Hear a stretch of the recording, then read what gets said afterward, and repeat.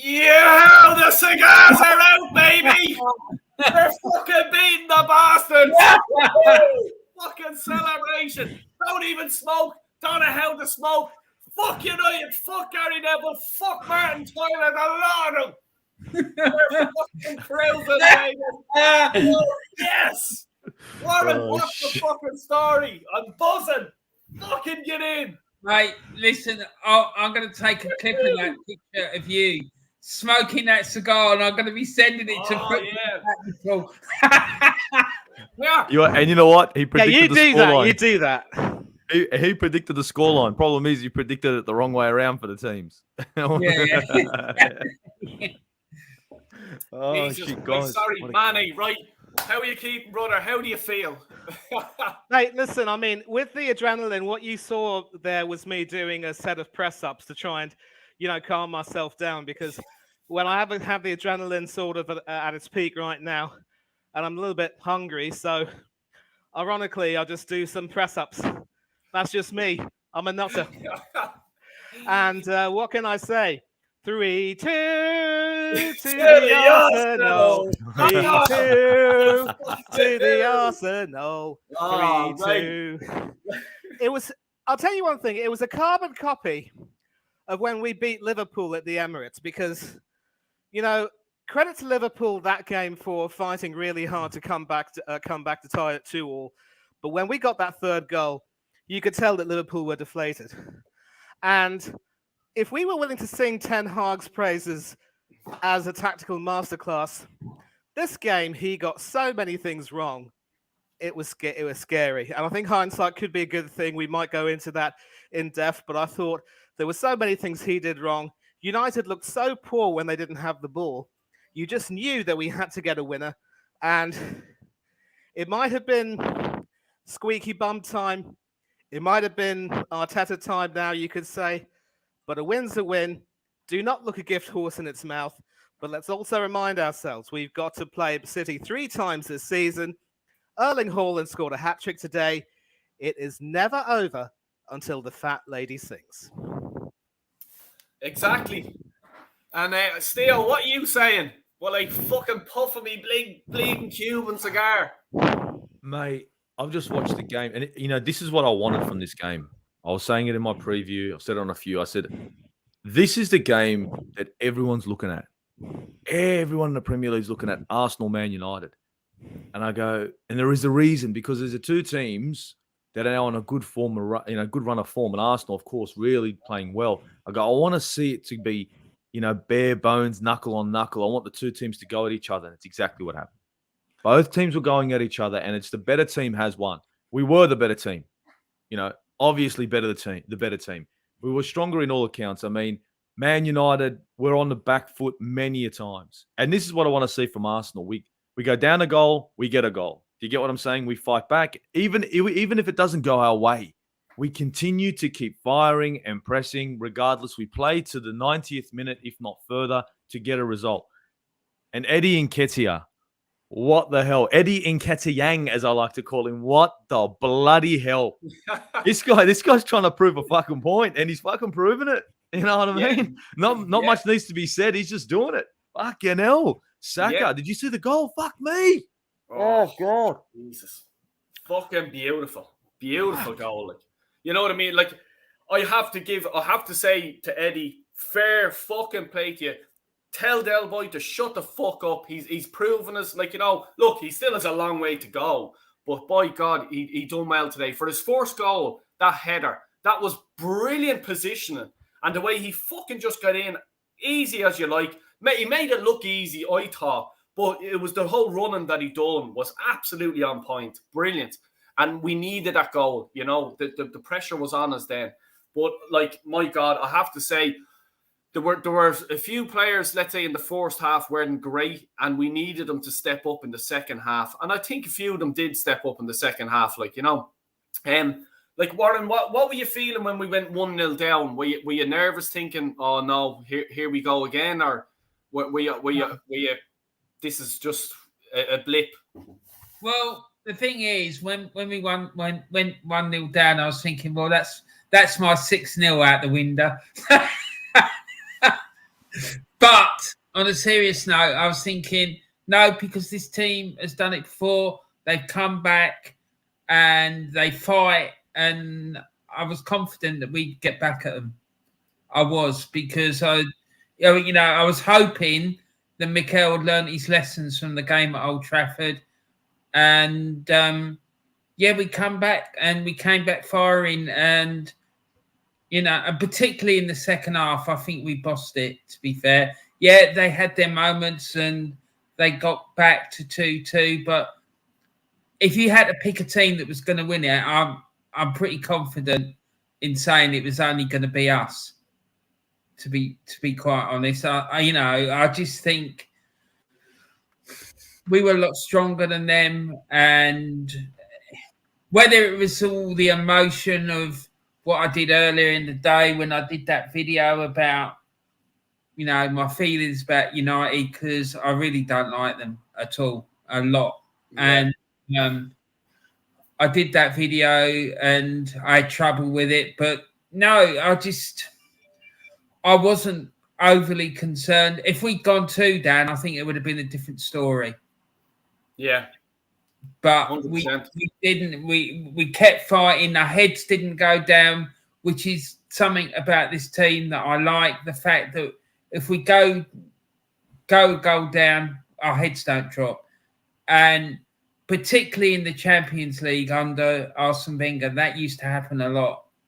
If things started going wrong, the heads would drop, and we'd end up getting battered normally. But it hasn't happened this for a while now, and that is really pleasing.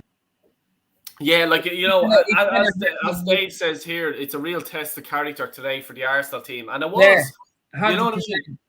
100%, it really was. That's a great comment there, and I just want to read out a few comments, and say hello to Craig is in the chat as well. Alan, CG Cigar Arsenal, exactly, yeah.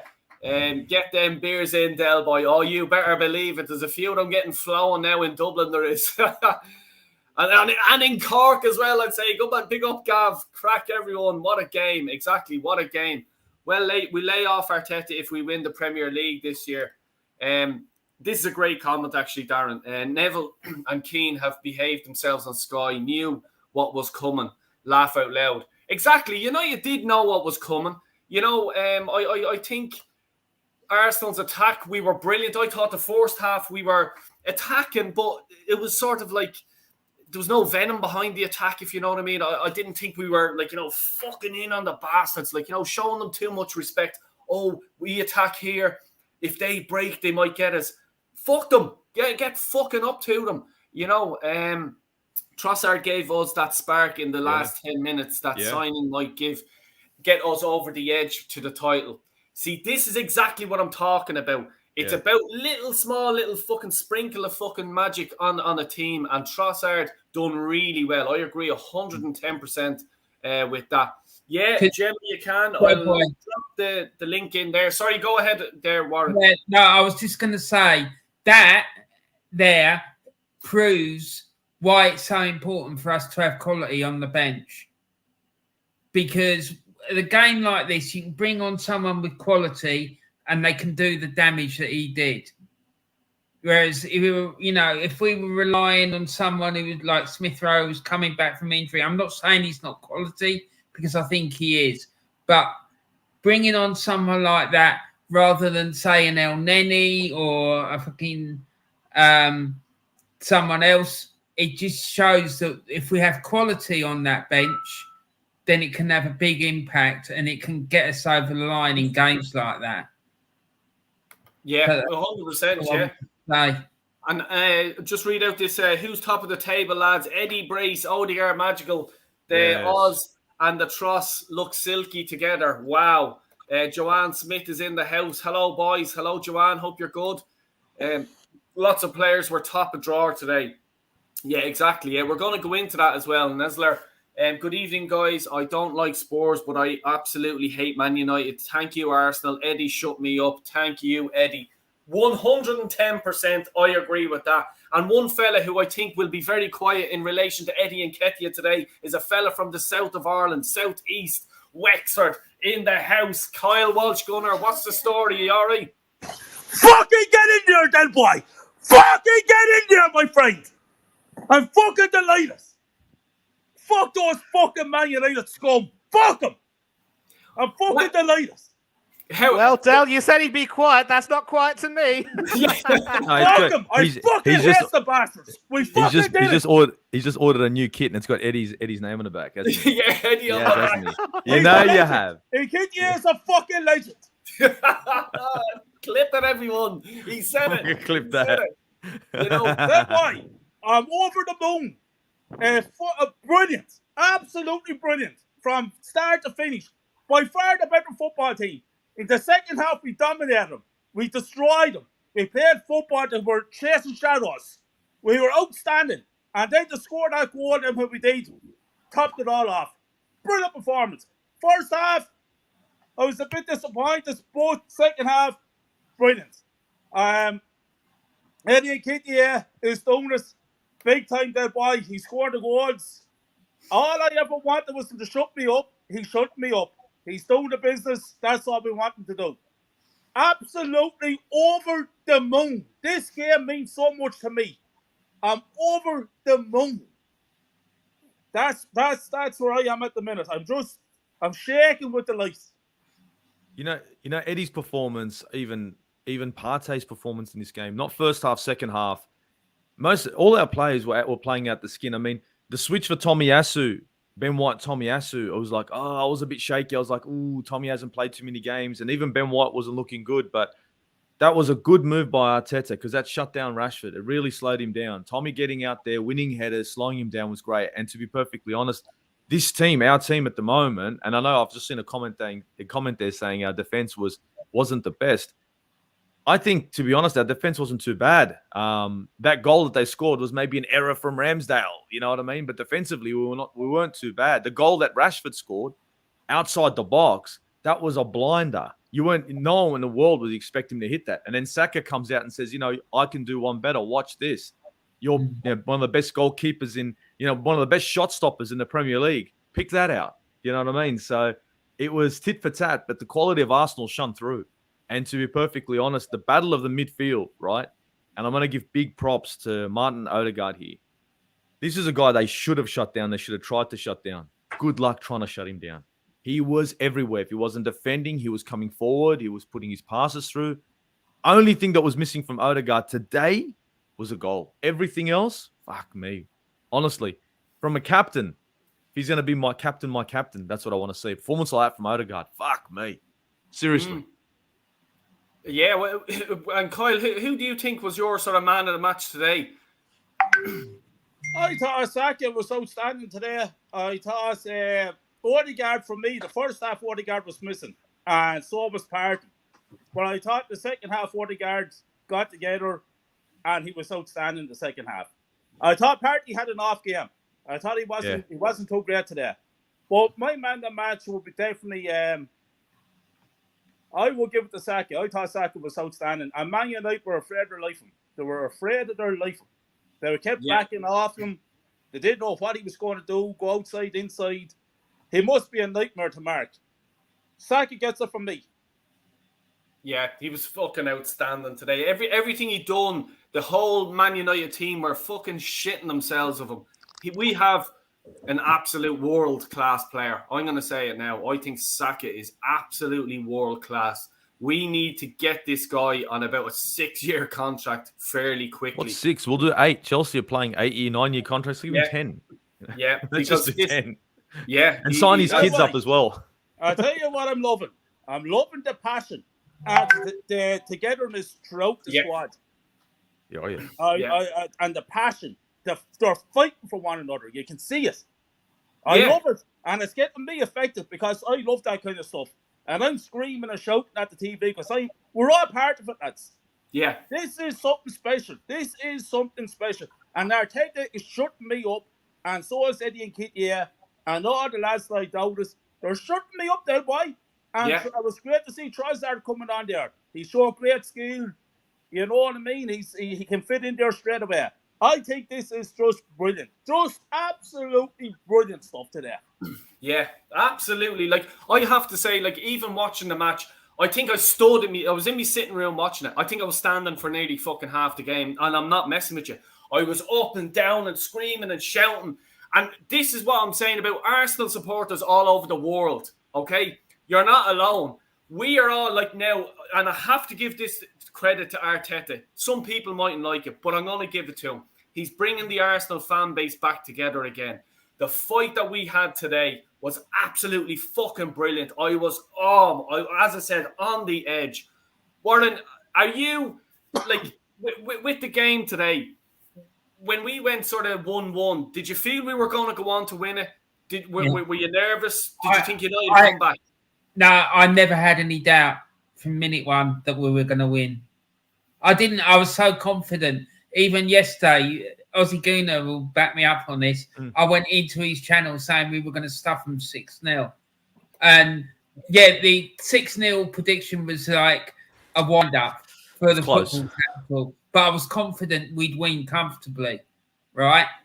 And I never really thought that they would beat us, because that fight that we've got at the moment, I'm struggling to think of a team that would batter us. I just don't think anyone would batter us at the moment. I don't. If we went to City, I don't think we'd get battered. I think we might potentially lose the game, but if we did lose it, we'd only lose it by one or two. It wouldn't be like it was a couple of years ago where it was 5, or 5 and 6s and stuff like that. No, but no, mate, I was very, very confident, and it was because I'd got myself really, really hyped up. See that photograph in the back there with the scrap? Yeah. Back in the day, and that's the spirit that those players went out onto the pitch with. They went out there and they were really up for it, and I really like that. I'm really, really happy with what I'm seeing, and because that fight and spirit has been missing for quite a while, for a very, very long time. So, and it's high time that it came back. Manny, will you give credit to Arteta for this, like, let's say, uniting the Arsenal fan base, or is your sort of, are you still up in the air with him? I'm still very much up in the air with him, Del, because like I keep saying, there is many a slip between the cup and the lip. And as I said earlier on, we still have the small matter of having to play a Manchester City team who seem to be showing signs of getting back into some of their best form. They scored 4 against Tottenham, coming back from 2-0 down. Erling Haaland had a hat-trick today. I know that the opposition weren't exactly the best, but you can only play against, who plays you at the time. So we still have to keep our feet on the ground. And I wouldn't say that it's Arteta who's really, united the fan base, but more the fact that the team is succeeding. And there is such a thing as serendipity, you know what I mean? The serendipity, in my opinion, can be emphasized by the fact that after making a pig's ear of going for Mykhailo Mudryk, we end up getting Trossard, who should have been brought on a lot earlier for Gabriel Martinelli, but did have a pretty good impact with the ball. The combination with Zinchenko down the wing, as our Canadian brother Chris Moss said earlier on, was pretty good to see. But he should have come on a lot earlier. And of course, when we got Trossard, I told myself, you know what? As with the Zinchenko and Martinez issue, it was a case of going for someone, not getting that person, but getting someone who could end up being better. And a door closes, a window opens, money saved is money earned, and I was actually quite, happy in that respect. But I just get the sense that when it comes to the way things are going, things seem to be falling into place for us, and it's another reminder that we still have to keep our noses to the grindstone and our feet on the ground, because again, the moment we start to lose our concentration, we can be struck down at any time. And I credit the players as well for making it crystal clear that they're not going to lose their concentration. I think the memory of, being hurt that badly near the end of that season, end of last season, still weighs on them. And they say, you know what, we still have to keep the momentum. And at least, as Warren quite rightly said, having Trossard in makes a world of difference, especially with regard to the bench, because if Partey, God forbid, had to be brought off, the prospect of bringing on either Fabio Vieira or Sambi Lokonga would not have filled me with much confidence. Of course, having said that, I thought Scott McTominay didn't really have the best of games in the midfield as a replacement for Casemiro. And I will also say that today United were absolutely poor when they didn't have the ball. So it wasn't even a case of two evenly matched teams. I thought we absolutely were all over them like a bad rash. We had more touches in their box. We certainly looked the more likely to score. And even when we were at 1-1 and 2-2, and even when we went down 1-0, I thought, we still have a goal in this because we made their defense at times look absolutely ordinary. So, but back to your question, it's not so much because of Arteta, but really in spite of Arteta, and things just seem to be happening. I think if there's a proverb, if you were to throw Arteta into the River Thames, he'd come out with a trout in his mouth right now. That's that's the level of good fortune that he is experiencing. So it's just another reminder that both the manager and the team have a responsibility to see it through until the end of the season, because we still have tests. We've still got the Europa League to play. We are still, for now, involved in the FA Cup. And we just have to keep our noses to the grindstone. And the players deserve the credit for staying true to what they want, what they need to do. But again, it's another reminder. It's just not over until the fat lady sings. And at the end of the season, if hopefully we do end up winning the Premiership, then I can sort of loosen my stance a bit and say, you know what, I'm willing to give him a little bit of credit, albeit not too much. And people like Warren and myself who do not have the best opinions of Arteta, we are smart enough to keep open minds. Yeah, that's fair enough. But cheer up today, Manny. We won. I'm always happy, Del. I know. I'm happy to come on your stream. I'm happy to be in everyone's company. This is one of my favorite. This is my favorite experience on YouTube. Seriously, fair no play, disrespect mate. to the other channels. This is really my go-to space, my happy place. Thanks, That's mate. why. Go, yeah, go. Shevchenko was absolutely outstanding today, and they by example. Yeah, And yeah. these fucking Man United crowd, they're all now. Do you know what the excuse is now? That Casemiro wasn't playing. Ah, You know what they said to him? yeah. Fuck Yep. Casemiro, fuck yous, and fuck your club. Get back in the beam. No, it's well. Can I look? Casemiro wasn't playing. Jesus wasn't playing. When we played you last time, you played a full squad. We were missing Partey. When we said that, it's excuses. Now you got to come with the same energy. We were saying Partey wasn't there. He was a big part of our squad. We lost the game. Now Casemiro's not there. McTominay comes in. We're missing Casemiro. Well, we were missing Jesus. That was our second string striker that nobody rates that did the job there. This comment down here is fair and square. Yes, I left this comment for you. I wanted you to sort of answer this. Like, what do you make? Yeah, look, and you know what? It's a good comment. It's a good comment, and it's the reason why it's saying it's your biggest competition this season is because they're on the up. They're playing a type of football at the moment that's taken out Manchester City. Couldn't take us out though, but took out City. And Warren, you know how you were saying we could probably lose to City? I don't know why. Why would we? They lost to Man United. We just took it to Man United. City against Man United had nothing. KDB couldn't go anywhere. He couldn't do nothing. Whereas Odegaard in this game, he was walking around the park, having an easy go of it. To be perfectly honest, I think this was a little bit of a test for us. Yes, Man United, a tough team. But it kind of shows me what I can expect against City. I know Erling Haaland is a big player who's scoring a lot of goals. But against Manchester United, what did he do? He did nothing. They played him out of the game. And there's no reason why we can't do the same thing. I think the reason why this game was so back and forth is because the styles of the two teams are very much different.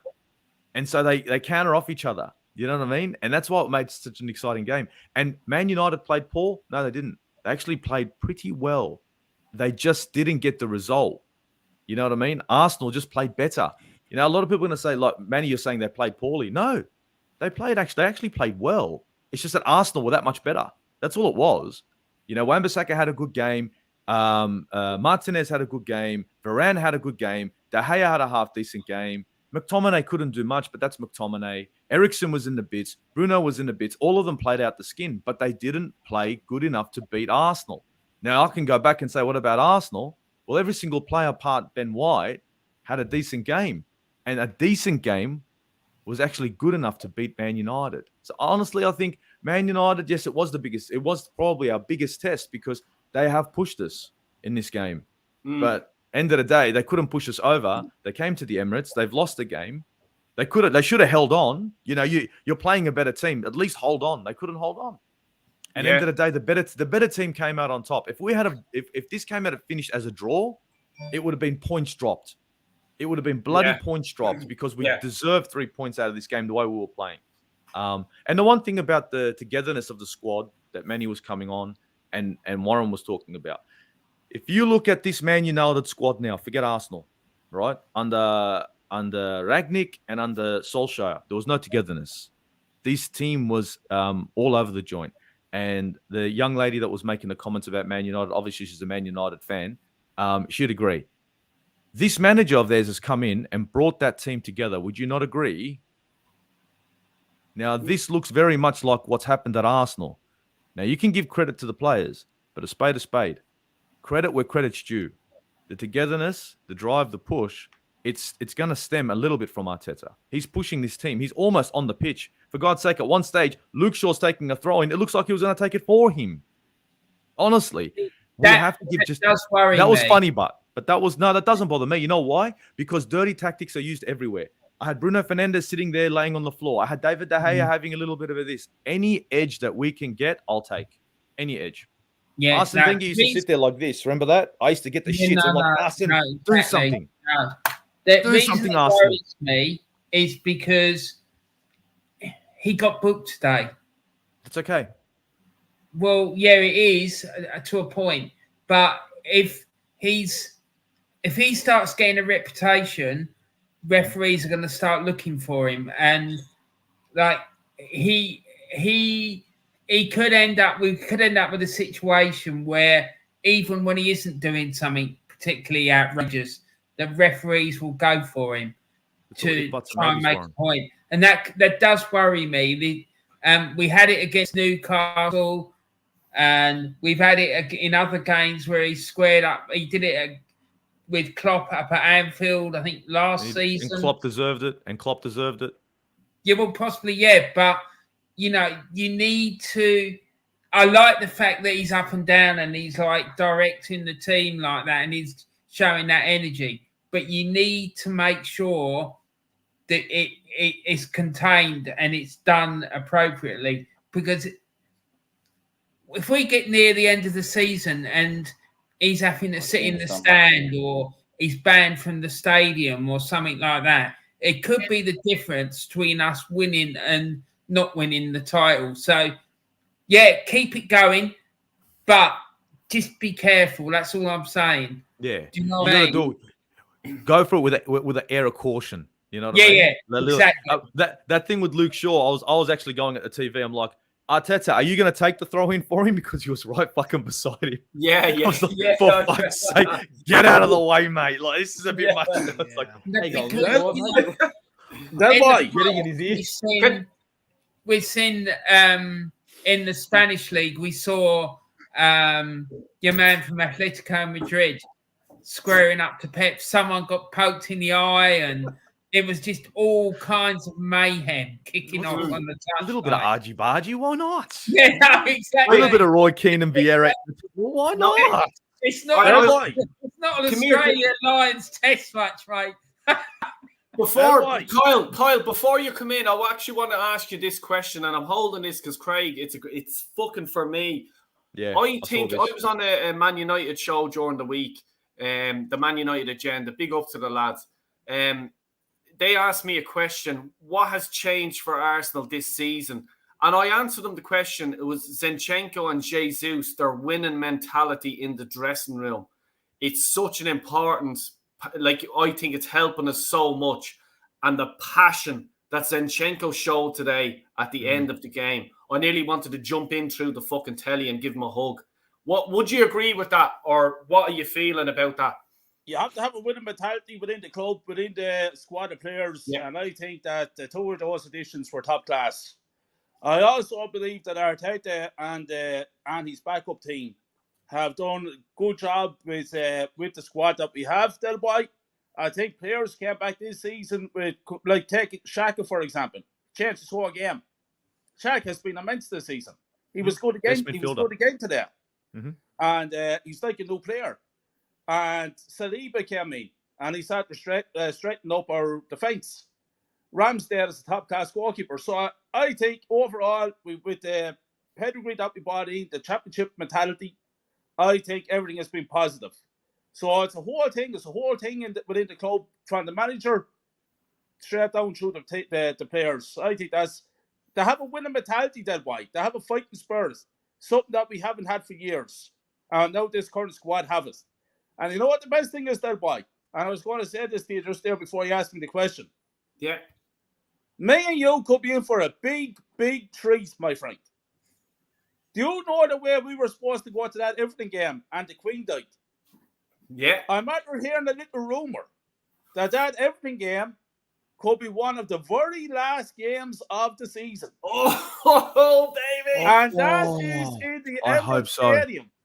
Now, if that is the second or the last game, imagine that's the last game of the season, then, but because seemingly they can't fit it in because the fixture list is so tight at the moment. So if that ends up being the last game of the season, and we win the league title, me and you, my friend, will be in the Emirates Stadium fucking celebrating. Listen, Aussie Gooner, man, you need to try and get over before the end of the season, right? Mate, I really I'll want you love to be to. at the stadium when they're lifting that trophy, man. Mate, You deserve it. I would love. I would love to, but the amount If of you commitments can, I have man. in Australia. You should try and come. I know it's a lot of money. It's a shit. Oh, the money isn't the problem. It's the commitments I got in Australia. Living in Australia, guys, is just difficult. Not difficult as in lifey shit, but to live a certain way, you got to bust your rear end, and then you have to commit yourself. Yeah. I wish I could be there. My plans are to go over there, but not for a week or two. That if I do run over to the other side of the pond, I wouldn't want to go for less than 4 to 6 weeks. Yeah, understandably. And Del Boyle will be coming over. We bleeding wreck the bleeding place, London, drinking and fucking cigars and everything. Come here, I want to bring in Gemma here. I'm sorry, I didn't mean to be rude, Gemma. We're just flying with the question. But how are you feeling, mate? How is it? Is it good? Yes, good. I'll say well done to Nketiah. Mm. My man of the match would probably be Saka. Yeah. Yeah. Trossard, he should have come on earlier. Martinelli, he didn't really have a good game. Same with Partey. And yeah. Wait, And Ben White as well. Gemma, were you confident before the game? Like, what were you feeling? What was your sort of score prediction? 3-1.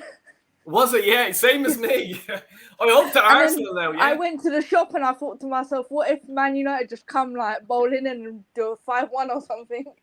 5-2. Yeah. Oh, Jesus Christ. Because that was me. Even at home, I was just there. I was dying to go to the toilet and I was just there. I can't fucking leave. You know what I mean? Something was leaving to happen. But Khan said 3-2 to Arsenal, so he was right. did he? Yeah, he got it right. I hope he had money on it. Go on, mate. I'll tell you, like, you know, it's such a big result. I just think this now is the statement that we needed. I know everyone was there saying the Spurs game was the statement, but to win tonight, so we've beaten Spurs, we're beating Man United, we're a serious contender. Do you The reckon we're last 5 serious? minutes, I'd say that was tense. Yeah, oh, yeah. I was I sweating and was- everything. My anxiety was going through the roof. I'll tell you, look, come here. I'm surprised I don't have hair like Warren there at the minute. You know what I mean? But I'm holding on to it fucking tight here. Happy haircut, Warren, by the way. Get in. Did you do it for the occasion or what?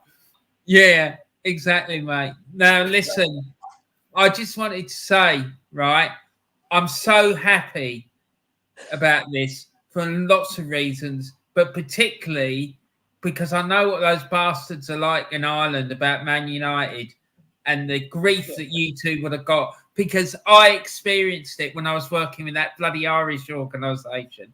They used to bloody hunt me down, come looking for me. Like, the company was 95% United, and they'd come looking for it every single time that we won. So that added to all the nonsense that I've witnessed down the years watching Arsenal United games. Mate, I've Warren. absolutely buzzing, and I'm really happy for you two because you two can go out with your chests out, and you're not going to get any grief. They're going to be very quiet and Warren, supportive. I was watching the match with my brother and my nephew. 2 Man United fans. Did they scatter like Fucking cockroaches word out afterwards? Did they scatter like cockroaches afterwards? They did, didn't Yeah, They scattered. You flick the lights on, Actually cockroach. sitting in the same fucking room that I'm in here as we speak, and he's like a little 2-year-old child sitting in the corner. Not a fucking Go on, give him a hug. Give him a good hug. Go on. He needs a let me good tell hug. you, I was on, and last night, let me tell you, I was on the Man United thing there. What the fuck is the man's fans or fouls or something his name is? And the fucking shit that I had to deal with last night fighting with 5 Man United supporters. Well, you know what? I will be fucking on that YouTube channel tonight, and I will be letting those bastards know exactly what I fucking played today. And they're running me down last night. Well, fuck them. I'm coming for you. Exactly. This is all I'm spelling. As Warren says, yeah, it's fucking hard because I'll tell you, my phone was fucking. I thought I was gonna blow up when fucking Rashford scored. I was there, going fucking mad. But I'll tell you one thing, I gave a fucking back, you know. But I just want to just talk about, but go back to the game. Manny, sorry, your turn. Like when we went sort of 1-0 down and Eddie scored a goal, like, you know, I just thought the movement of Eddie for his first goal was fucking outstanding. His second goal, great. You know, it's a striker's goal. You need to get a touch, just whatever body it hits off, whatever part, just get the fucking thing in. What did you make of the first goal yourself? Where the positioning? Yeah, well, it's here that I've actually been sort of, as Warren would say, keeping my powder dry because I want to have a little bit of a back and forth with our Antipodean brother here, Steve-O. And listen, he and I will always get along like a house on fire. We have terrific discussions and so forth. And I actually want to sort of get back to the point he made that United actually did play very well, but we just never really gave them a chance. But it is quite fair to say that a few of the goals that were scored in this game were the result of a few pretty poor mistakes, and the Rashford goal coming to that was certainly no different. Because with Partey having the ball, you know, a lot of the talk before the game was how, in the absence of Casemiro, you know, Thomas would get the party going, but sadly, I think in the first half it was a case of the party falling a little bit flat. And so his attempted pass out to try to find his teammate, I don't quite remember who it was. It might have been Saka or it might have been someone else, I don't know. But it was intercepted quite well by Rashford. And Rashford had the ingenuity, mind you, to realize that if he wasn't really going to try to get much joy on the wing, he would sort of cut in, move right in, he found the space, and he absolutely let fly. Now, a lot of people, and I must mention here that I'm not really too fond of Aaron Ramsdale as a goalkeeper. I think that there are at least one or two better all-round goalkeepers than him, and he has a few weaknesses that he needs to improve on. But the way that goal was scored by Rashford, I don't think any goalkeeper would have saved that, with the possible exception of maybe a certain Aston Villa goalkeeper who won us the FA Cup in 2020. And but listen, that was a terrific strike. But then that came from that mistake. And even for Nketiah's first goal, where he got into the best position, it was also pretty poor defending from Wan-Bissaka, who lost his man, was ball watching. And even prior to that, he made a pretty poor mistake when, with the ball harmlessly going out for a goal kick, he saw it fit to try to intercept and send that out for a corner. And that was a sign of a person who, you know, was over anxious to try and do well, to prove that he deserved to be in the team on merit. I mean, obviously his form was good, but there were still some questions as to whether Dalot would have done a better job. Dalot sadly wasn't even on the bench. And even with Nketiah's second goal, it was he who in fact played Nketiah onside. So I'm prepared to give Nketiah a lot of credit for making sure he got into the right positions and he was able to make the most of his opportunities. And at least now, every time he scores, he proves that he does deserve a bit of a chance. But to all these people who are saying we shouldn't doubt Eddie Nketiah, I'm sorry, because this is the sort of the reinforcement that he needs. And we have people who will say with justification that he isn't really worthy of the number 14 jersey and that 100,000 quid a contract, quid a week contract. So he has to keep proving that. He has to thrive, take every single comment like that and use that as a reinforcement to say, all right, you mugs, I'm going to show you exactly what I'm capable of. And it's proving that way. So I say, you know, we need to demand more from him, and we need to dig our heels in and say, we need more from him, and we need to, he needs to respond. And so there were quite a lot of, you know, as I said, there were quite a few mistakes made by Manchester United. We also made some mistakes where, you know, certainly Martinez's equaliser. I was singing Ramsdale's praises throughout the game for some really good saves he made. But if you can't catch a corner, you punch it out. You don't palm it into the penalty area for someone to, you know, get on that. And for Martinez, who's all of 5'6", to have the ingenuity to send that looping header all the way into the goal, and not even Gabriel Magalhaes could get that. I mean, Ramsdale owes Nketiah some fish and chips. Let me tell you that right now, and that's a reference. He has to even that more fish than and that. chip. Yeah, and that's a reference to that fish and chips advertisement he did not too long ago. So listen. It all stems back to what I said, that, you know, I predicted a 2-2 because every time I predict a draw, we always win. And, you know, we pretty much were throughout, without any doubt, the better team because we were all over them like a bad rash. I think I can agree with Steve when he says that we never allowed them to play at their best. And they did have some moments of decent quality. I thought Rashford running up the wing, he was threatening. He was certainly looking very good. And there were quite a few players who were threatening, but there were some other players who, when they had the opportunity to stamp their mark on the game for Manchester United, they simply weren't able to do so. Anthony would be one of them. Exactly. So you know what? I would. Yeah. Yeah.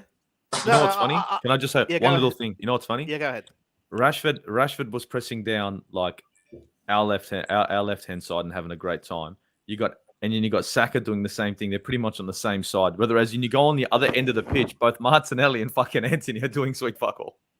Yeah. Yeah. It's ironic in many ways, but it's sort of a mark of how well we played that we never really were able to allow them to come in.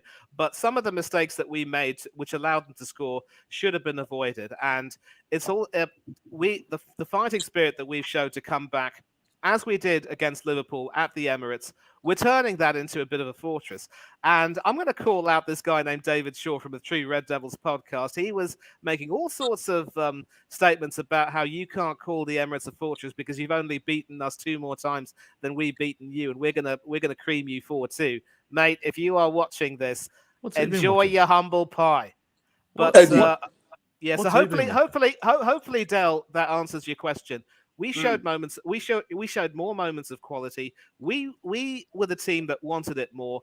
I actually thought Ten Hag had a terrible game tactically, because why he didn't bring on Garnacho will always be a mystery. Wout Weghorst should never again start for Manchester United. He should be brought on as a substitute, as a target man, like a certain Niall Quinn used to be for Arsenal and the Republic of Ireland. And as soon as Dalot comes back, he needs to compete. He needs to make sure that Wan-Bissaka's out, because Bissaka did look good in parts, but those mistakes he made could very easily have been avoided. Yeah. And there were a few other players who also didn't have the best of games. No. Yeah. And here, hold on. This time last year, I would have been dreading this fella coming into the fucking room. But I'll tell you tonight, if I'm gonna give you a hug, I'll give you a big one. No worries, now, boy. Now, you know what? I went out there. I told every Man United fan, and I said it on Steve's channel in the preview, Eddie's scoring 2 goals. And it was Eddie Nketiah that made Wan-Bissaka look like that. The man terrorized him. But it was, you know what? I thought, though, on the goal we conceded, I thought Ramsdale could have done better. I thought it was his mistake, because the way he come out, it's like he just hit it. And Tommy Yasu was winning the header anyway. So I thought, but you know Eddie Nketiah today, he saved me a lot of... I said it on Steve's show. I told Kenny, and they said, why are you so confident? You know what is with Eddie, all right? As a striker, you get worried when they're not creating chances. Because when they're making chances, sooner or later they're going to put him in the net. And that's what he's done. Like, he had his 2 chances. He took on the header, he took it. And after that, the winner, And that's what you need. And I was trying to say the other day, his record, people say, oh, is he going to do it against Man United at home? Is he going to do okay, against Tottenham, he was a bit unlucky not to score. But against Man United, our rivalries, and a lot of Arsenal fans need to put their hands up saying, it's going to be a draw. It's going to be, they might hit us on a counter. We might lose. So for Eddie Nketiah to give us 3 points, I think a lot of Arsenal fans got to give him a chance now. He deserves a chance because you can't. When was the last time Arsenal have done that to Man United? We've had 2-2. Normally we bottle it. Remember, even when we were 2-0 up before, they beat us 4-2 when what's his name, Chip, the keeper, Lingman, and then Ryan Giggs scored the winner, and they beat us 4-2 with Highbury. So for us to go in now with all that pressure and Man City winning 2, the gap was 2 points. Before the game, the gap was 2 points. So for them to go that, to me, Eddie Nketiah have stepped up. Because that's why everyone's been saying, oh, what Eddie, look, he scored against West Ham, he scored against Brighton, he scored 2 against Thing, he's on 7 goals in the league already. And he hasn't started every game. So from now on onwards, if he keeps scoring, I think we go all the way with him. But Eddie, I want him to be a problem. I don't want Jesus, like Steve was saying before. You want Jesus to come, and there's a problem in the team for him to get back in. You don't want him walking in the team when people are just like Thing. Eddie Nketiah, no, don't. Does he deserve to be dropped for Trossard? Yeah. You don't, can it? No. So it's worth. Would you start him, like, let's say in the future, like, you know what I mean? Does Trossard start ahead of Eddie? No. Because not now. People, do you know when they talk about these players, all right? Like everyone moans about, why didn't Arsenal go and get that Jeb Felix? Bro, people go off, they go off PS5 stats. Exactly. They don't go off. Exactly. Eddie Nketiah have broken every record in England 23. You know that boy, when he starts scoring goals, he's scoring goals. And he's not doing it against small teams. He's done it today against Manchester United. Under pressure, Man City went out. People were just talking about Haaland before the game. He scored the hat-trick. And Arsenal going to beat Man United with Nketiah. And Arsenal going to do this. And he did it. That's when you prove. That's when your player stepped on the plate and took it. And that's when he stepped on the platform and said, yo, I'm here to stay. In the Emirates, he said to them fans, I'm here. I'm here. And Jesus, if you want your place, you got to fight for it. Prince, I think you made very valuable points there, and I'll be the first one to say I slay it. I think I've done videos and all about Eddie, and I'll be the first one to put my hand up. He's proven me fucking wrong, and thankfully, I hope so. And I'm going to go to Kyle Walsh here because he's another person who absolutely fucking roasted Eddie. Eddie, as Kyle would say, Eddie in fucking kitty. What are you saying now, Kyle Walsh? Well, boy, I have to. First of all, I'd like to say I apologise to Prince there because I've been hard on Prince there quite a while about Eddie Nketiah. Eddie Nketiah, to me, I always say not good enough, not at the standard I want my players to be, and we're not going to win any league titles with Eddie Nketiah leading us.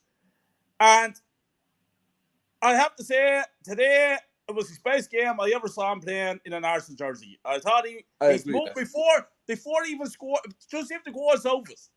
His work rate and his movement was exceptional today. And then he scored the 2 goals. Which you can't ask for anything else, that boy.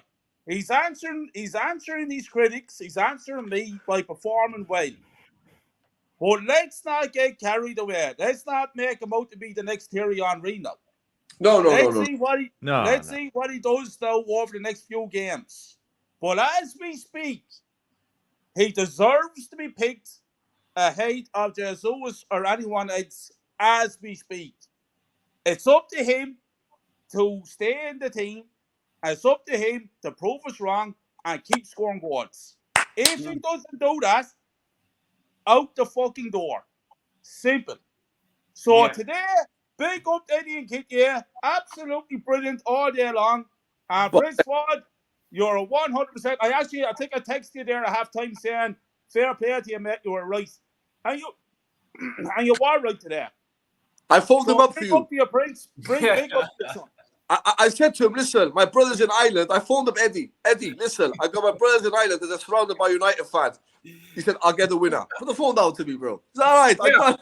Is that here, Prince? Is that who he rings when he's fucking doing that? Is he ringing you? Is he? Bro. He's ringing the Prince. He's ringing the Prince.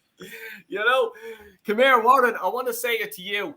If Jesus is fit in the morning, how can you fit him into the team? Well, the only way you could do it is to change the formation and play with 2 up front. But I just do not think it's a good idea. I think he has to fight for his place back in the team. I wouldn't change a winning team. I wouldn't. Love that. Cardinal rule of football, you do not change a winning team. Yeah. But all I would say to Eddie is he wants to be thankful that the team isn't being managed by George Graham. Because George would have seen that today and he would have been demanding that sort of performance from Eddie for the rest of the season. That was the way he was. He would see players. If you had a really good, I remember Ian Wright saying it, you had a great performance and did really well, he would then demand that every single game. And if Eddie was being managed by George, that's what would happen. Whether it will happen with Mikel, I don't know. But he has to perform like that consistently against the biggest clubs in this country and overseas, because sadly we haven't seen that on a consistent basis, and that's why a lot of us have said he's not good enough. You know, because in the past he's only done that against League One opposition and against teams in the lower half of the Premier League. But big up to him today. He's done really well. And I particularly like that second goal he scored when he just like flicked it in with the like back of his leg, or he sort of hooked it in. It was that for me was class. It really was. And the header, mate, that was elite. That was an elite header, the way he put that away. So big up to him. He did really well. I'm really pleased for him. But he needs to be doing that every single week. Yeah, 100%. And please, before we go, please do subscribe to the channel and like, please. Come on, the Arsenal fucking won today. Get bleeding on it. Happy days. Central, what are you saying? I hope you're happy. Thanks for coming along. Thank you. Yes, I'm good. Yeah, it's a good result. You know, it's like, wow. I think it was a good game. You know, I thought like Nketiah's goal is going to be offside, but we dodged the bullet. Trossard didn't got enough minutes. But it's good to see. It's good to see Arsenal win back-to-back against a top 6 team. With 5 points against Man City. We've got City next weekend. Is it Saturday? I think we'll play them Friday. in the cup. Yeah, Friday night. Friday. Oh, yeah, Friday. And then we've got Everton next the week after that. It's like Saka man of the match. Martinelli should have like got a little greedy. Spot on. Good on you should have like he should have played Trossard like from earlier. But anyway, Man United, like, people like predict like this is gonna be like a thrashing, Arsenal thrash Man United, but unfortunately that's not the case. I predict like 2-1 or 3-1, but it's 3-2. It's it's a good win for Arsenal, and we have to beat Man City 3 times, 1 in the cup, twice in the league. We have to go to Anfield against Liverpool. We got to beat the Newcastle at St James's Park. It's the next few months. It's crunch time. It's win or bust, man. Yeah, no, it is but look, I can even feel it myself, even this week, and I'm just Nasler's comment here as well. For like Kyle, you'll probably notice as well, and Steve, I'm not sure about you. I was sort of nervous all week because I have a lot of Man United fans fucking texting me and bollocks like this. Oh, we're gonna bleed and slap yous at home. Yous shit yourselves when yous play us. Give him my number. I'll talk sense to him. Yeah. Yeah, I know. Come here. I seen your show there. Was it yesterday, this morning, whenever the fuck it was. But you're well able to hold your own still. But just in sort of gone on to that sort of topic, it's a big game for us. And fair play to Arteta. I have to give it to him, and I'm going to say it again: the togetherness that, let's say, the squad has, the fans have. I want to go now, go into the Arsenal Dublin supporters, and if there's any in the house, big up to you. I'll be in there for a few games and stuff like that. It's making me want to be more involved in Arsenal like I used to be. Whereas this time last year I was hiding under a rock, just going, what can we do? But I'm just, I was gutted. But look, back to the match. The second goal, Manny. Would you blame Ramsdale for that? Did he come out flapping? Should he have got more of it? Where Martinez just fucking, what did you make of it? Mate, I said it earlier. He should have punched it. Should have smashed it. As a goalkeeper, it's a cardinal rule. And Steve-O's agreed with me. If you can't catch it, punch it. And this is one of the reasons why I always, think fondly of Emi Martinez. And I know a lot of people are going to, call me a sort of a bitter, jilted ex-lover pining over the love I lost without appreciating the love I have right now. But there's a reason why. 6'5", bucket hands.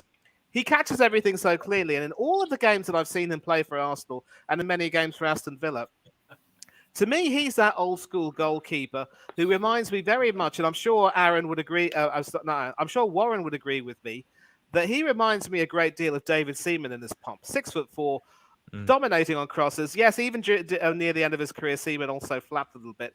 But I've rarely ever seen Martinez, fail to catch a corner cleanly. And with that clean handling, it makes so much of a difference. Ramsdale 6'2", so he might be decent when it comes to corners, but he's not really the best. And so, how you deal with things like that, more than the saves you make on the field, it's how you deal with things like that that really sets you apart as a goalkeeper. And the Arsenal way will always be, whether it's Seaman or the likes of Pat Jennings or maybe even Bob Wilson, I don't remember, you've got to also be dominant all around. And Ramsdale just wasn't that. And to palm it into the penalty area, I mean, he probably thought, it's Lisandro Martinez. This bugger's not going to do very much. Boy, was he proved wrong. And that's another reason why there's so much more to goalkeeping than simply making saves. Your concentration has got to be spot on. And that's why ever since this World Cup, especially in the run-up to that, Martinez has been looking good and doing a lot better, while Ramsdale has a lot to prove. So, as I said, he owes Eddie Nketiah a nice helping of fish and chips. And so, yes, he was at fault. And again, it's all these individual mistakes, all these fine margins, many of them for the goals today, that really make a difference. I think the only exception was Bukayo Saka's goal, which was just a beautiful piece of football. I don't think anyone would have been able to stop that. But I think someone mentioned that whenever the likes of Saka or Odegaard or Martinelli or someone else got the ball, they were just backing off us and just saying, come at us, so see what you can do. And we showed them what we were capable of. But again, you're tight when games are as tight as they are.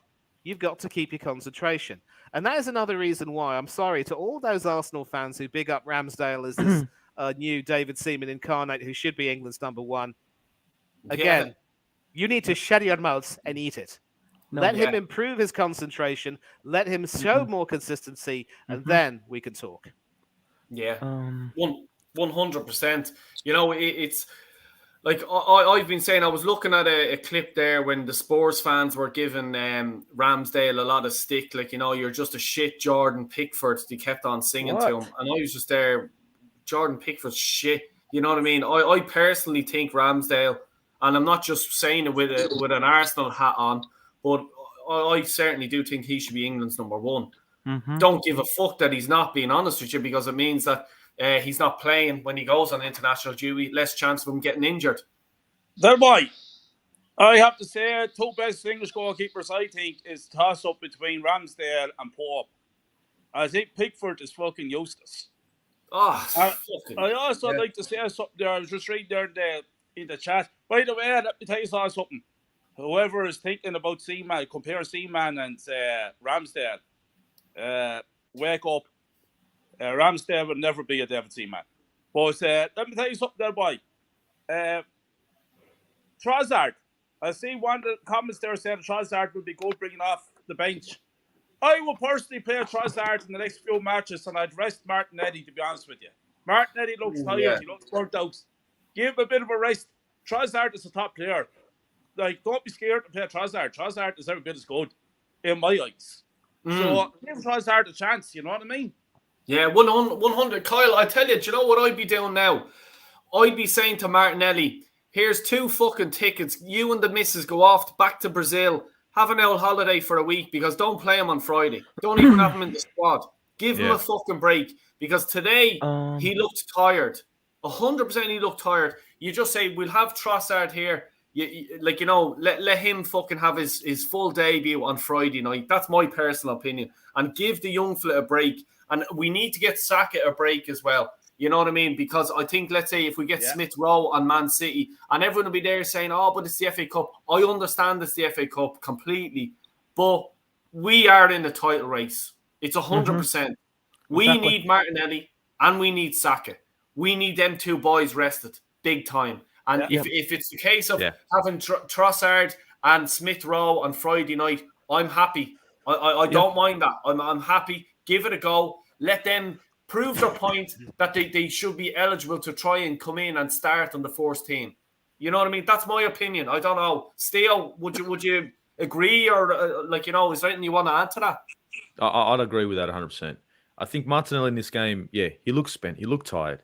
He definitely looked a little bit dejected. And look, Saka had a great game, but to risk both these wingers against Manchester City in the FA Cup, I love the FA Cup. But like you said, we're in a title race. We got to use the bodies that we have on the bench against these teams. And if Manchester City have a better bench than us, well, so be it. They've also got better owners. I think what we have to do is we have to work with what we've got. And I think the current players that we've got on the pitch, we've got to protect them a little bit. You know, the league, the league, I mean, we haven't been looking this good in the league for donkeys. We don't want to throw it away now. So I think we have to tread water carefully when it comes to this FA Cup game. And I do believe that Bukayo Saka and Gabriel Martinelli, they have to sit on the bench. They have to. I mean, I'd have both of them on the bench. I wouldn't have them playing, but I have them on the bench. The only reason why is because if you need a little bit of a change in this game, say 70th minute, and you use Martinelli or you use Saka for just 20 minutes, I don't see there being too much of a risk. But to start them, nah, no way. Yeah, no, you can't do that. Like, you know what I mean? I just think we have to, like Pep tried to do it, Pep tried to do it. Klopp tried to do it, go for the quadruple and stuff like this. I know we're not in quadruple, but let's just take baby steps here. Go for the league and the Europa League. I'm very happy. You know what I mean? 110%. I think if we go for the league, the FA Cup and the Europa League, I think we're going to burn out a few players and it will really fuck us up in the league. I personally think we may have to take a hit. Warren, I just want to come to you with that because I know the FA Cup is huge to you. And I'm not trying to take a sort of disrespect the FA Cup, but for me, the league and second would probably be Europa League. It'd be nice to win that, to just introduce ourselves, our shittery, our fucking, our hardcoreness to Europe. Would you agree with that, or are you sort of league and FA Cup? No, I agree with it. It hurts me to say it because the FA Cup, you're right, it really means the world to me. Absolutely. It's because I grew up in an era when the FA Cup was really, really fucking important, really important. But listen, we were in a title charge. We are. We're halfway through the season now, and we need to be careful because we haven't got the biggest of squads. We haven't got strong squad depth. We've got players in the squad that aren't good enough. So we need to manage our squad, and if it means that we can win the league, win the Europa League, and forgo the FA Cup, then fine, so be it. It'll upset me, but so be it. But you're absolutely right. If we try and go and do the quadruple, we're going to end up with nothing. Mm-hmm. Because the players, will pick up injuries, will pick up suspensions, players will get burnt out, and we'll end up with absolutely nothing. And that would be an absolute nightmare. So we need to prioritise, and I would say Europa League and the Premier League. Yeah. Del Boy, Go ahead, Kyle. I would disagree. I will go for the league and FA Cup. I go for the domestic double myself. The reason why I say it is because with the Europa League, you're playing Thursday night, Sunday. You're travelling all over the world as well, all over Europe as well. Where with the FA Cup, you have less games and you're not travelling all over Europe. So I think our squad would be good enough to try to go for the double domestically. But for me, I will be prepared to let go of the Europa League for now. Wow. Manny, can you respond to that there? Can you, what are you feeling actually? And I want to go around to every one of you guys. I'm just curious. Here's the thing.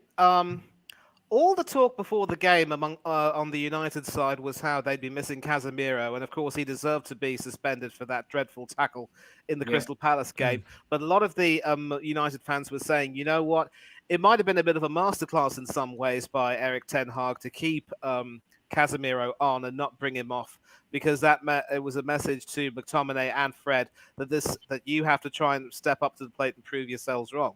Well, McTominay really, despite maybe some occasions where he did help out in defense, he never really got that much into the game. So this is now going to be an opportunity, in my opinion, for our bench players to show that they can compete. Of course, in Arteta's first season, when we played City in the FA Cup, we weren't expected to win. And we had, of course, lost our first choice goalkeeper then, Bernd Leno. So we could have been forgiven for, considering that to be a free hit. We ended up beating Pep Guardiola's team, and we all know how Pep Guardiola values the cup competitions, whether it's the League Cup or the FA Cup. So I would say, regardless of who we play, every single player on that pitch has to, take that as an opportunity to really prove that they deserve to be getting a lot more minutes. They deserve to have be considered for more game time.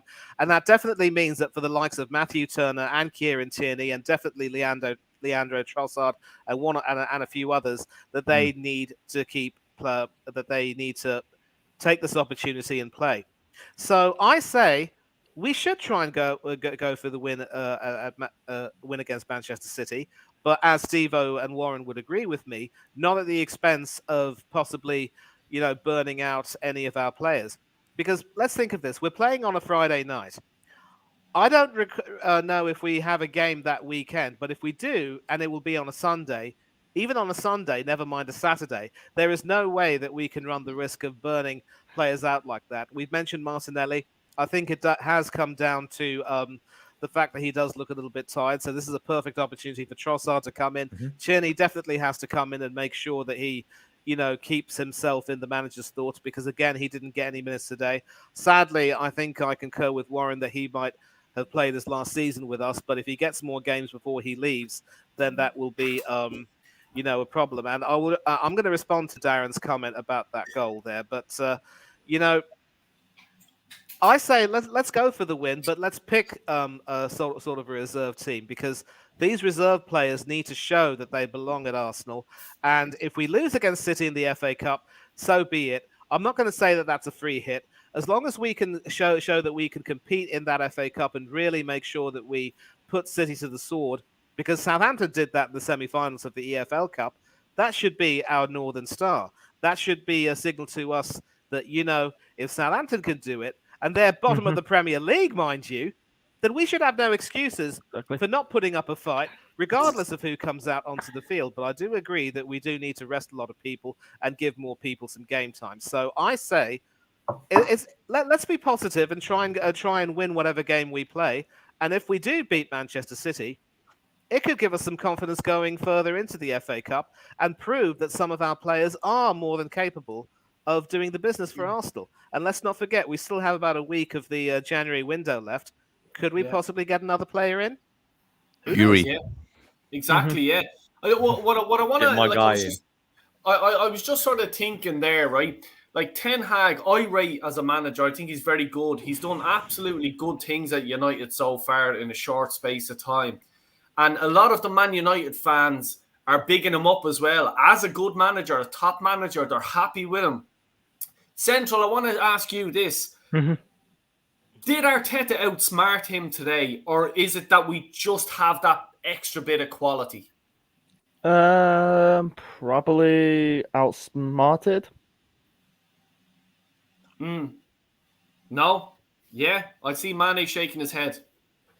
I don't know. It's like it's kind of both. You know, Mane, do you want to elaborate on that? Like, what's your sort of, if I ask you that question? Ten Hag got his tactics and substitutions wrong. He didn't consider bringing on Garnacho, who would have added that injection of pace the way he did against Manchester City. Obviously, he was taking a very big risk having Wan-Bissaka on with no real cover at right back in case the occasion got a bit too big for him. Because obviously in that four-man defense, I thought Shaw was really good. Martinez obviously did well, and Varane was solid. Wan-Bissaka, despite having a few good moments, also made some poor mistakes with the goals. He proved to be the weak link, and had he been brought off, and had Dalot been fit to be brought on, at least that would have mitigated the damage that Martinelli was at least trying to cause, and it would have at least been good preparation for when Trossard came on. And then he should have been more proactive when he saw that McTominay and Weghorst weren't really getting into the game that much, and should have made more substitutions. So Ten Hag got it brilliantly right at Old Trafford, but he blotted his copybook today at the Emirates, and that's why I would say that Ten Hag just had a poor game. I will credit Arteta's proactivity for taking off Ben White and bringing on Tomiyasu. And this is another thing to you. Never, ever, ever use Takahiro Tomiyasu as an inverted left back again. No. Do you hear me, Mikel? If you do that, I don't know. Great. I'll tell you one thing, and I did say it in a comment in a group. I said that was a fucking brilliant bit of management. I don't care what anyone says. I'm not listening to it. I have to give credit to Arteta for that. Ben White was on a yellow card, and he was playing shit, in my opinion.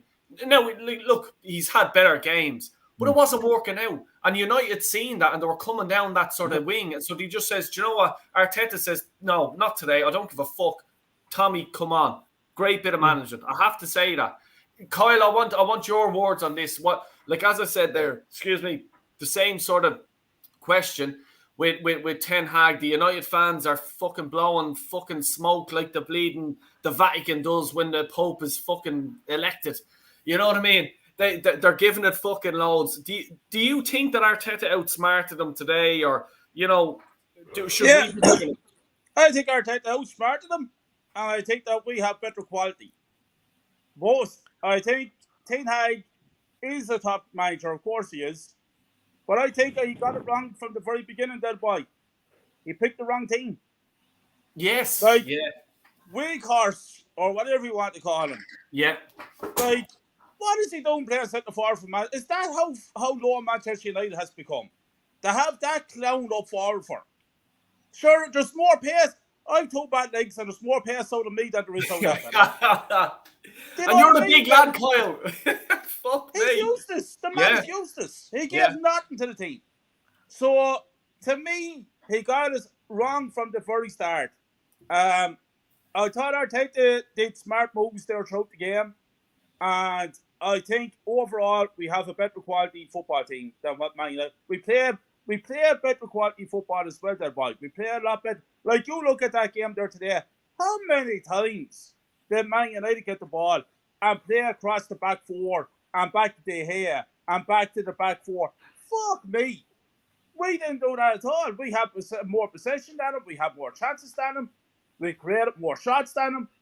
So it's a mixture of everything there, boy. The better team won on the day and deservedly won on the day.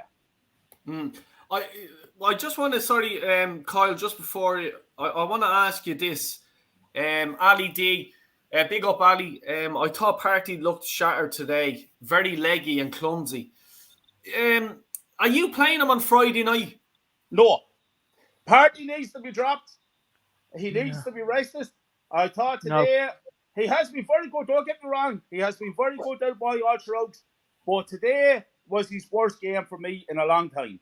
He looked very leggy, very tired, lack of concentration, and he gave away the ball way too many times. There was times he had the ball there, boy, that me or you would pass the ball, and he wasn't able to do that. So to me, he has to be rested Friday night. Yeah, I'd say that Central, you're disagreeing, are you? Yeah. I'd rather play Partey on Friday because who are you going to play? Sambi Conga, Fabio Vieira. I don't risk that. I'd rather play Partey, man. I think Partey's been he played okay, not great, but okay. But if you played against if he's dropped on Friday, like it'd be a mistake. And in the private chat, I say I don't understand why United signed Weghorst on loan. He's been quiet. They made a single impact. The only person, the two United players made an impact in that game was Rashford and Martinez. Yeah. Well, so are you like what I'm trying to say then is like, are you sort of going for the FA Cup over the Europa League? Which is more important to you, Central? No, I think I don't mind the FA Cup. I rather go with the Europa League. I think we haven't won it in our history. Like we haven't reached the final since 2019. Like I don't know who will go in the Europa League. Yeah, it's not being tinged yet, isn't it? Not whichever. Like I just want to read a few of these comments here just to sort of catch up with a few people and read them out. Big up, Daniel. Daniel, excuse me. In my eyes, the FA Cup is bigger than the Europa League. Yeah, I think that's another day for a debate, to be honest with you. Europa League is for second-tier clubs. I understand that, and I do agree with you because I'm like Warren. I love the FA Cup. This time last year when we got knocked out by Nottingham Forest, I done a video and I fucking lost the plot because I was so angry that he disrespected the FA Cup, you know. But I just think in the position that we're in, it would be nice to win a European competition and the league. You know what I mean? And fucking, you know, come in like Conor McGregor swinging. What's the bleeding story? Europe, we're back, baby. Champions League. Sit down, Real Madrid and fucking Barca and everyone else. You know what I mean? Fucking make a statement. Because I think in Europe, we're still being a bit disrespected, like we are in the league as well this year. A lot of clubs are still disrespecting us. They're waiting for us to fucking blow our beans and just go, there's all typical old Arsenal. I can't see that. The way that this team has played in the last few games, I don't think we're just a Leicester City or anything like that. I think we're building something. You know what I mean? We're going to be here for another season or two, maybe challenging, and I'm not saying we will, but we'll be definitely up there in the top four, I think. Warren, can you give Arteta credit for his building?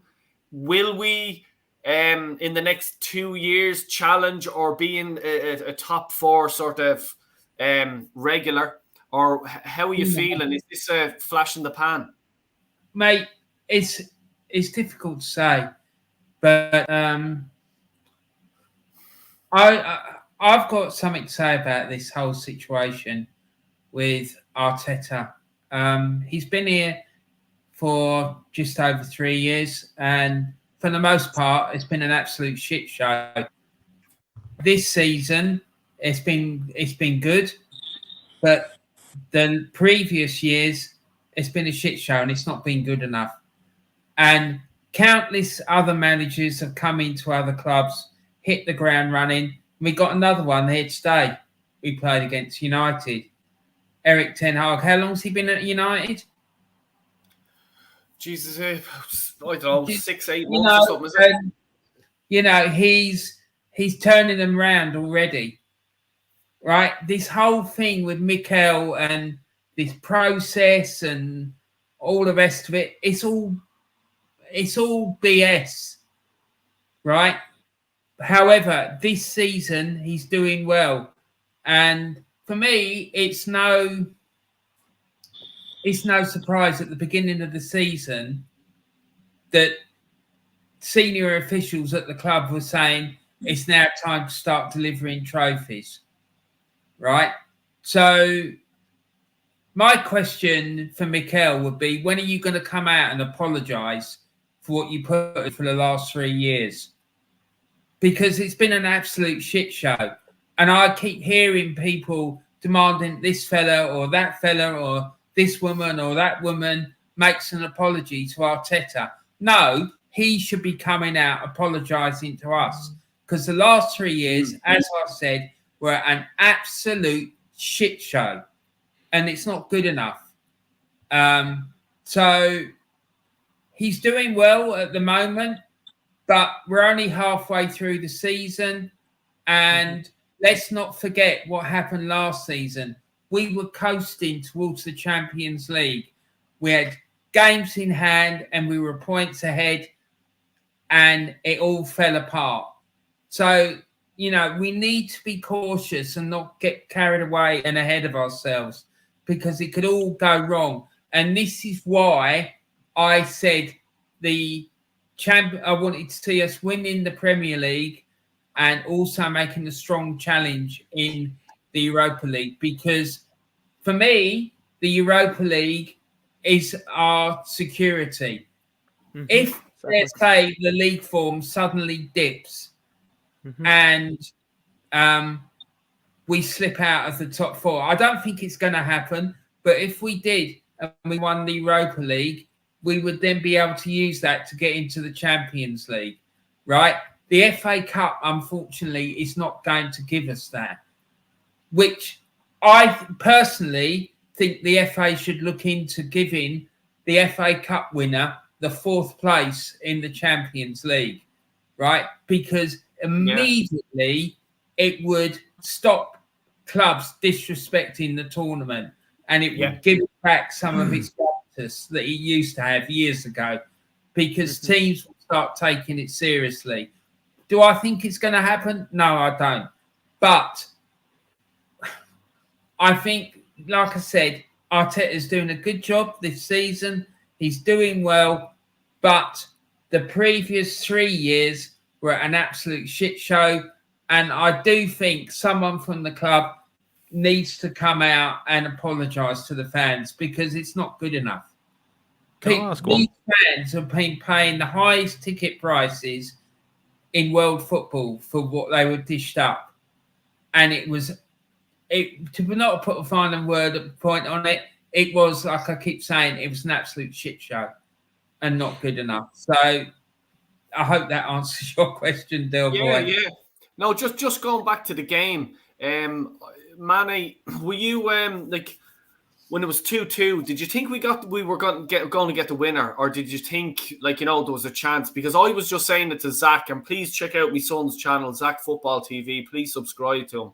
He's going to do a few things, trust me. But anyway, the two of us, I was talking to him, and I think it was the 85th minute, and I says, we've one chance left, Zach. There's one more. I can feel something here. We're going to get one more chance, and we did. Did you feel that way, or, like, you know, and if you did, is this not the sort of, let's say, Arteta has brought us together, and like, you know, we're now feeling the way we were back in the Invincible sort of season? You know, if we drew that game today, it was like a loss. It wasn't like a win. Whereas this time last year, if we drew with United, we would have been, okay, fair enough, happy days. Like, you know, we didn't lose. What's your take on it?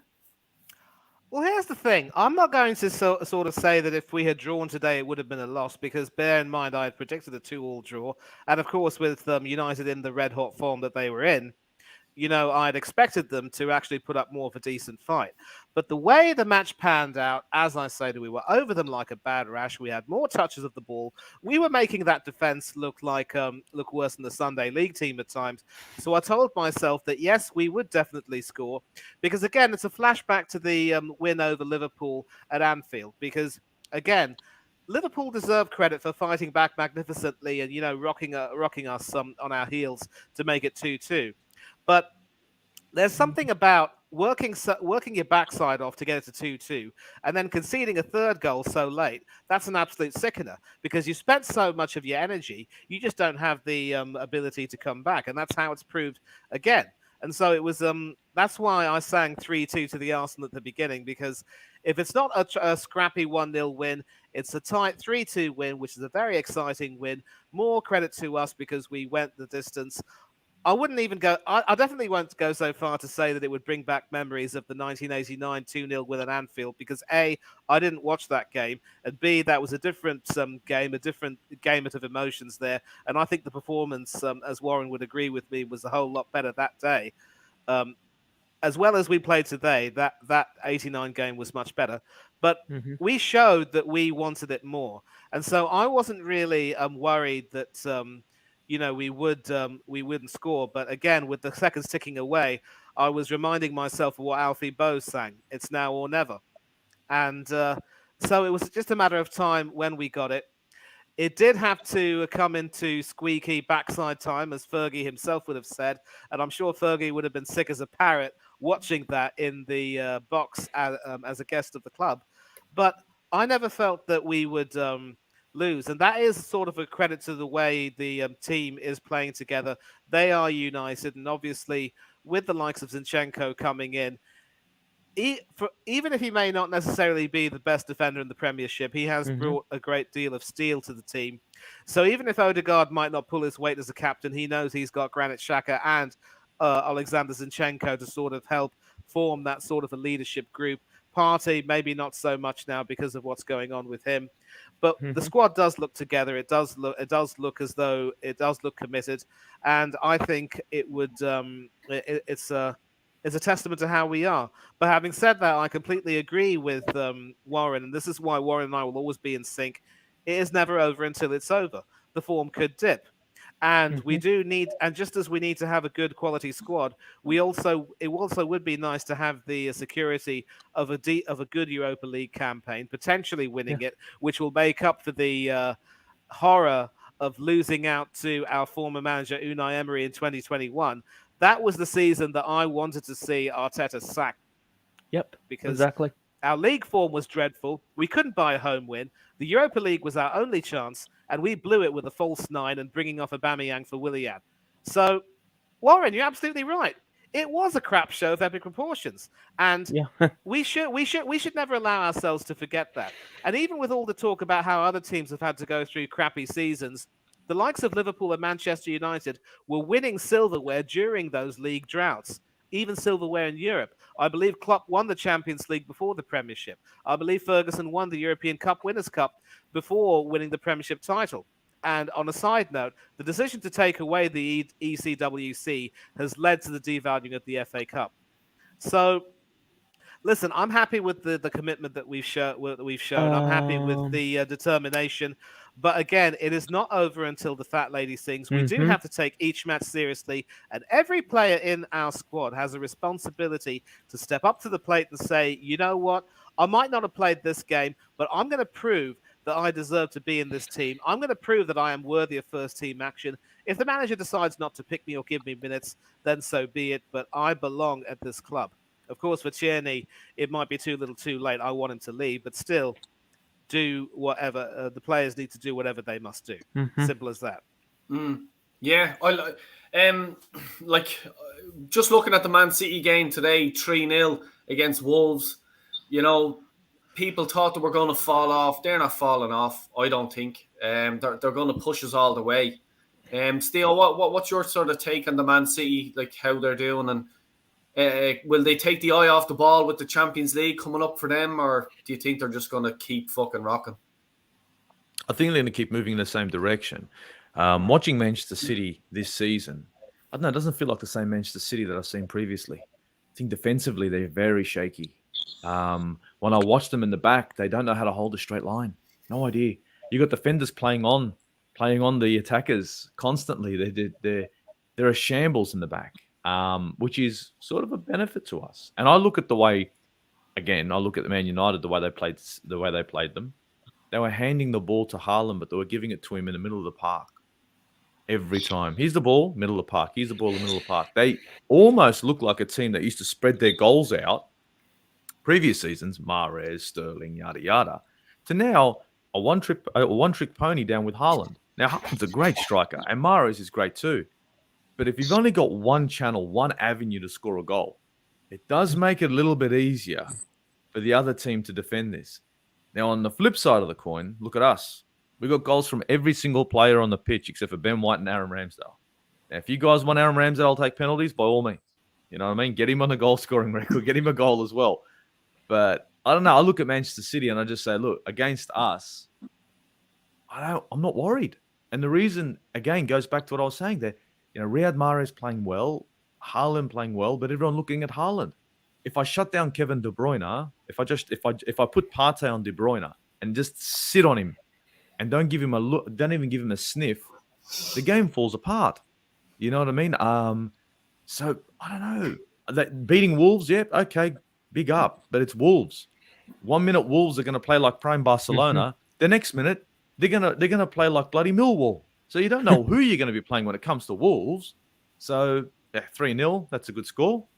But remember, Manchester City didn't beat Man United. We did.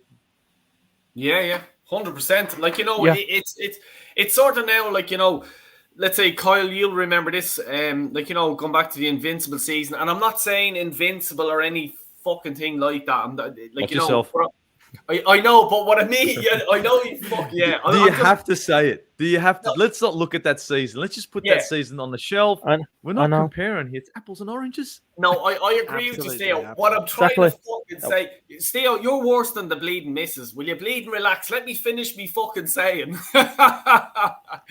No, but what I'm saying is, you know, Dwayne, back in the day, okay, I won't mention the 2004 season. I won't mention that one, but you know the way you always expected Arsenal to win. You always, like, you know, not lose. Draw didn't even come into your fucking brain, like, you know, but that feeling.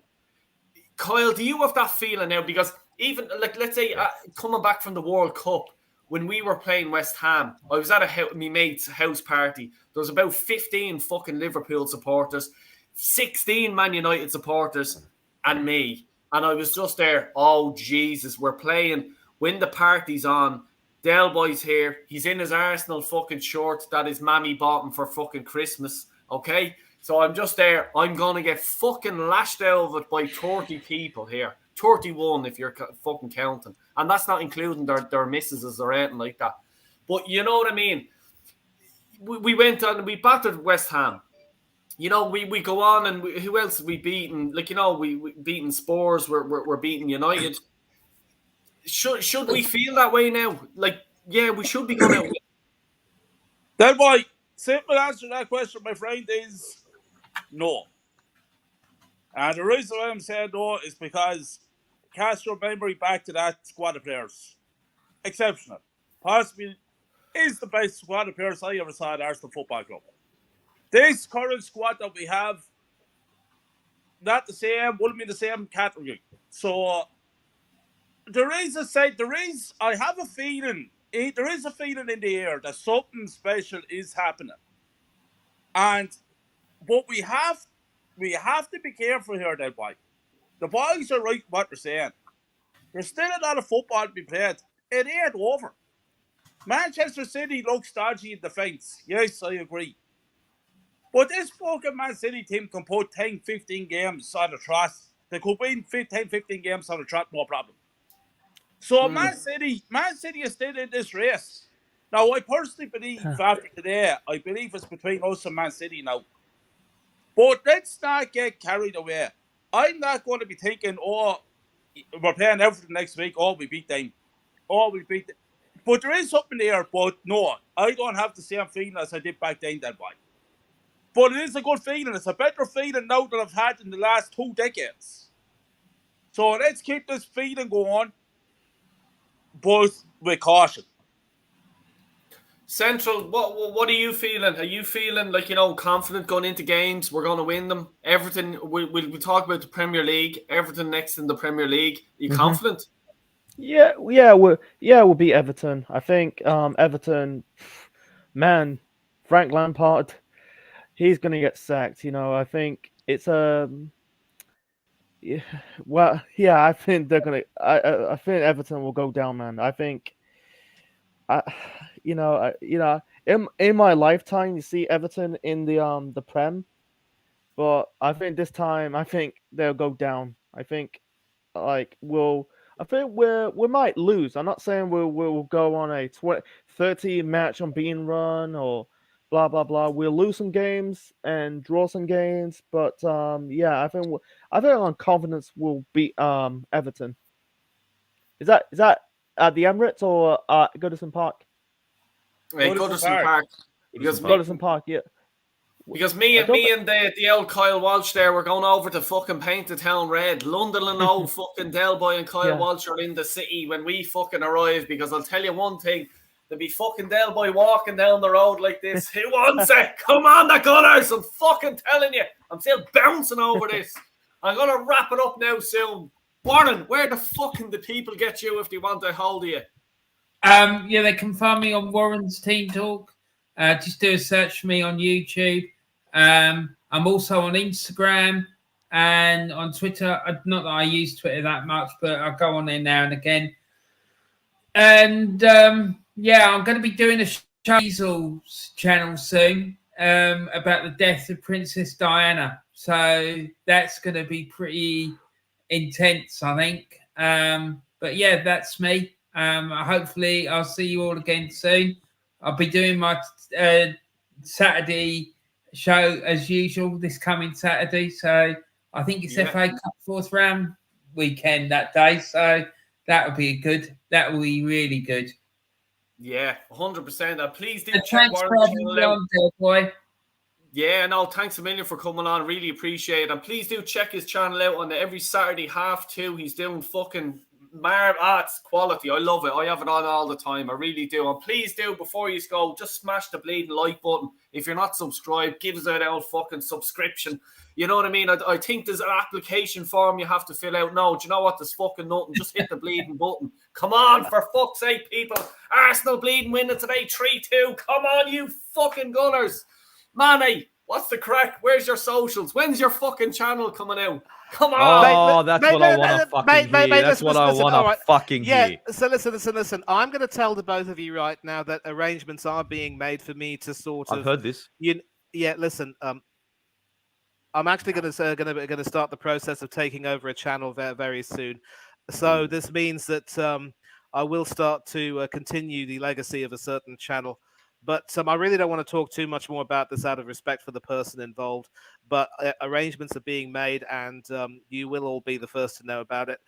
And I'm still a co-host for one other channel, Oris Talks Football, so you can catch me hosting a few streams over there, and I will be actively involved there. Always happy to be involved with Del Boy Gunner TV. Always my first, my last, my everything, no matter what. Shout out as well to S. Wheatley TV, Coach's Corner with Hanno Trollope, Tony Claude Gunner TV. Love doing streams with him. Terrific company. I play the bad policeman to his good policeman at times. Danny AFC TV. You can catch us together on Thursday nights occasionally, covering some Europa League games, or maybe just sitting around and chewing the fat, what have you. Up the Cherries in all departments, the Bournemouth-based fan channel. I believe they've got their free-for-all show going on right now. I might be missing that, but terrific bunch of guys. Love working with them whenever I can. Catch our cherry-picking episodes as well as the free-for-alls. You will see me there more often than not. There are several other channels with which I've been involved. Some new ones, some really up-and-coming ones. It's joy to be involved with them. If I don't mention you all by name, it's because my mind's a bit frazzled. I can't remember you. But again, as always, checks in the post. You got a place in my heart. Instagram, Manny Thangatherai 1981. Full name and my year of birth. Twitter, Thangatherai 1981. Surname and my year of birth. You can catch me on Twitter, getting into a few fights with a few twits, for want of a better word. talking about football, politics, anything under the sun. And coming on YouTube always makes me happy. This is my happy place, as is many others. It's not about being tribal and just, supporting our team above all else and being disrespectful.